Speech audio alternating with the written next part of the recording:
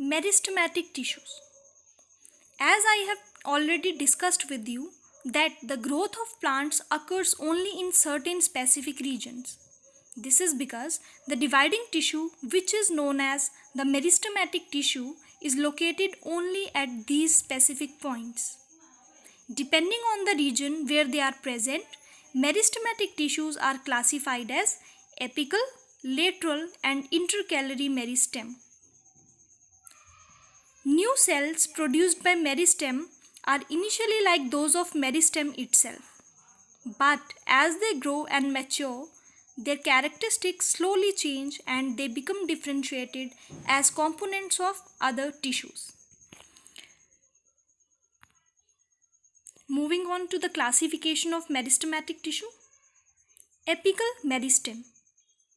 Apical meristem, as the name suggests, is that type of meristematic tissue which would be present at the apex. What is the apex? Apex is the growing tips, whether it is of the stems or the roots. So, it is written here, apical meristem is present at the growing tips of stems and roots and therefore increases the length of the stem and the root. In other words, we can say that this apical meristem helps in increasing the vertical growth of the plant. Lateral meristem increases the girth of the stem. Girth means the width. Width of the stem or the root is increased due to the lateral meristem. Third category is intercalary meristem. It is that meristem which is present at the base of the leaves or internodes. As the cells of this tissue are very active, they have dense cytoplasm, thin cellulose walls and a prominent nuclei. But the cells of meristematic tissue, they lack vacuoles. Can you answer me why they would lack vacuoles? As you know that vacuoles are the storage sacs of plants. Vacuoles store nutrients, salts, water inside them. Meristematic tissues, since they are the dividing tissues, they need to be divided. But vacuoles, they cause hindrance in cell division as they are full of cell sap to provide rigidity and turgidity to the cell.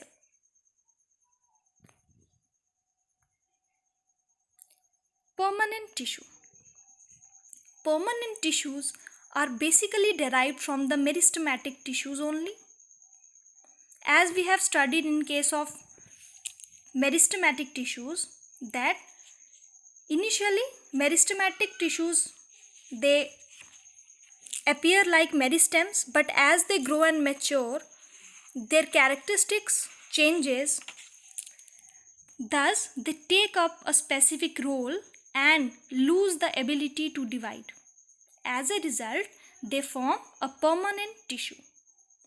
This process of taking up a permanent shape, size and function is called differentiation. Therefore, we say that cells of meristematic tissue differentiate to form different types of permanent tissue. Since permanent tissues are of two categories, simple permanent and complex permanent, let's discuss what simple permanent tissue is. As the name goes, simple permanent tissue is made up of only one type or one kind of cell. This tissue is of three types: parenchyma, collenchyma and sclerenchyma. Parenchyma. Parenchyma, they consist of cells with thin cell walls. They are all living cells. They are usually loosely packed so that large intercellular spaces are present between them. What is the function of this tissue? This tissue provides support to plants and it also helps in the storage of food. In some situations, parenchyma also contains chlorophyll and therefore performs photosynthesis. And then it is called chlorenchyma. Basically, chlorenchyma is a type of parenchyma in which chlorophyll is present. In case of aquatic plants, large air cavities are present in parenchyma, which provides buoyancy to the plants and help them to float. Beta, what is buoyancy? Buoyancy is the ability to float on water. Such a parenchyma type is called aerenchyma. The parenchyma of stems and roots also stores nutrients and water. Parenchyma is also the basic packaging unit or the basic packaging tissue of the plants. This is the diagrammatic view of parenchyma. Both transverse section and longitudinal sections are given. You can see that the cells are having thin cell walls with large intercellular spaces. Next category is collenchyma. Collenchyma is a simple permanent tissue whose cells are again living, elongated, and they are irregularly thickened at the corners. Their cell walls are not thin as that of parenchyma, but they are having irregular thickenings at the corner.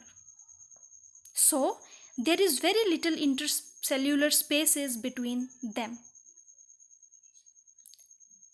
This allows the collenchyma to provide mechanical support to plants. The flexibility in plants is also due to collenchyma. It also allows easy bending in various parts of a plant such as leaf, stem without breaking. Now, where do we find this collenchyma? We can find this tissue in leaf stalks below the epidermis. Leaf stalks, stalk is basically a portion which connects leaf from the stem.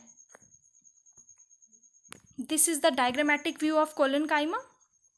There are irregular thickenings at the corner with very little intercellular space between the cells. Next is sclerenchyma.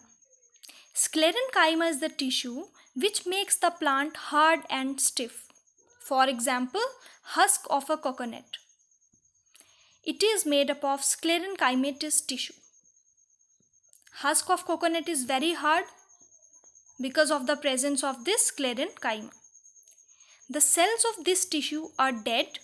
They are long and narrow as the walls are thickened due to the presence of a chemical substance called lignin. What is lignin? Lignin is a chemical substance which acts as a cement and hardens them. Lignin is present only in case of sclerenchyma. Due to the presence of this lignin, these walls are so thick that there is no intercellular space inside the cell. This tissue is present in stems, around vascular bundles, in the veins of leaves, and in the hard covering of seeds and nuts. It helps to provide strength to the plant parts.